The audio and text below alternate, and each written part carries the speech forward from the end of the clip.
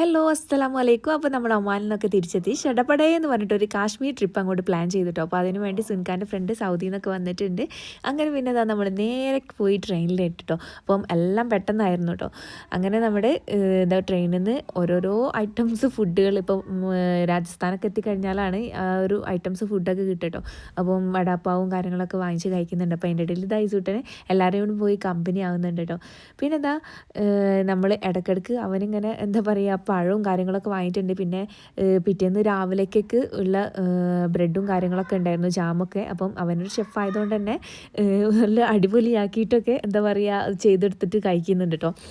അങ്ങനെ പിന്നെ അന്നത്തെ ദിവസം പിന്നെ ഇസുക്കുട്ടന് കുറേ കളിക്കാരെ കിട്ടിയിട്ടുണ്ട്. അവനും അതിൻ്റെ കൂടെയൊക്കെ കളിച്ചു. അപ്പോൾ അതിൻ്റെ കൂടെ നമ്മൾ ഇടയ്ക്കൊരു ചായ നല്ല അടിപൊളി ഏലക്കായൻ്റെ ഒക്കെ ചായയൊക്കെ വന്നപ്പോൾ അതൊക്കെ വാങ്ങിച്ചു. പിന്നെ പുറത്തത്തെ കുറച്ച് സീനിയറികളൊക്കെ കണ്ട് അങ്ങനെ കുറച്ച് നേരം ഇരുന്ന് ഇങ്ങനെ ചടച്ച് തുടങ്ങിയപ്പോൾ നമ്മളിതാ ലുഡോ ബോർഡ് കളിക്കുകയാണ് കേട്ടോ.